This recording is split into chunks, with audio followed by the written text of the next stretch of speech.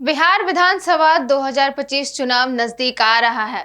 वहीं बिहार की राजनीति में उठे तूफान ने बड़ा बवाल खड़ा कर दिया है। जी हां, एक बार फिर से चुनाव से पहले पक्ष और विपक्ष दल एक दूसरे की सरकार पर आरोप लगाते हुए नजर आ रहे हैं, वहीं एक दूसरे को सवालों में घेर रहे हैं। जैसा कि हम सब जानते हैं कि राहुल गांधी ने महाराष्ट्र चुनाव को लेकर मोदी सरकार और चुनाव आयोग पर आरोप लगाया है कि चुनाव फिक्सिंग का मामला है, महाराष्ट्र चुनाव में चुनाव फिक्सिंग किया गया है।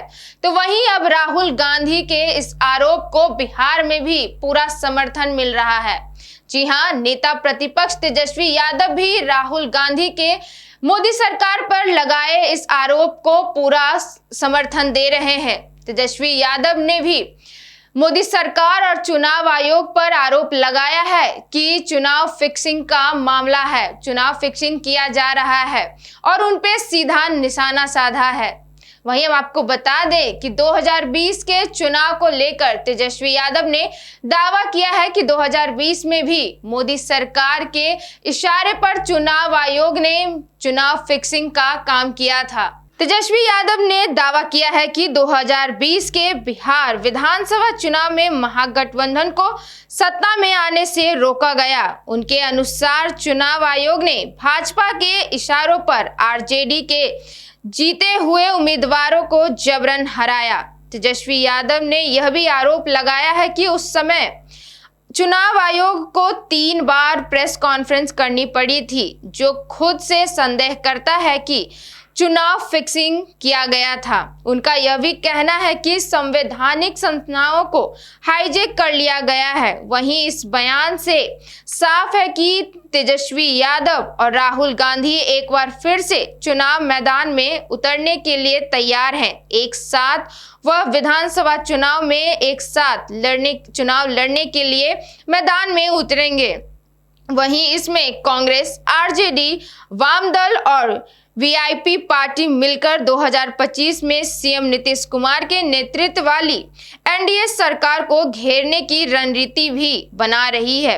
वहीं हम आपको बता दें कि जहां राहुल गांधी और तेजस्वी यादव ने एनडीए सरकार पर आरोप लगाया है कि एनडीए सरकार ने चुनाव फिक्सिंग किया है, वहीं इन आरोप का भी जवाब देते हुए एनडीए सरकार भी नजर आई। एनडीए ने विपक्ष के इन आरोपों को हार की हताश बताया है। तो वहीं इस पूरे मामले पर जेडीयू प्रवक्ता अभिषेक झा ने भी तेजस्वी और राहुल को कहा कि पहले ही तेजस्वी और राहुल ने हार का बहाना बना दिया है। उसी के साथ बीजेपी अध्यक्ष दिलीप जायसवाल ने भी इस पूरे आरोप पर तंज कसा है। उन्होंने भी विपक्ष पर तंज कसते हुए कहा कि तेजस्वी को सोशल मीडिया से निकलकर जमीनी हकीकत को देखना चाहिए, उसके बाद ही किसी और पर सवाल खड़े करने चाहिए।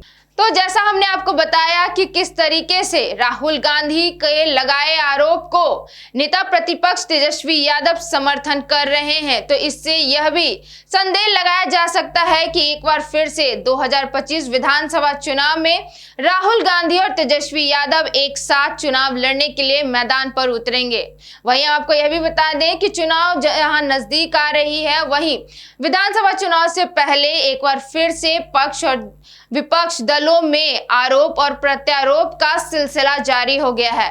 तो अब देखना यह दिलचस्प होगा कि एनडीए सरकार पे लगाए राहुल गांधी के इस आरोप का क्या परिणाम होगा, क्या वोट पर इसके असर दिखेंगे।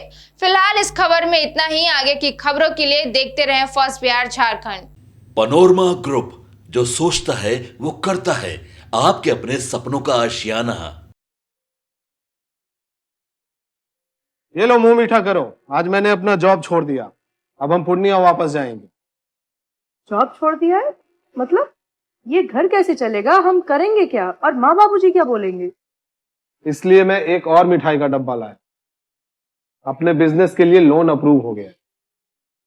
अरे लोन अप्रूव हो गया वो तो ठीक है, लेकिन पूर्णिया में हम रहेंगे कहाँ? अपना घर भी तो नहीं है वहाँ। इसलिए तो एक और मिठाई का डब्बा अलग से लाया हूँ। हमने पूर्णिया में घर ले लिया है, पूर्णिया के ई होम्स पैनोरमा में।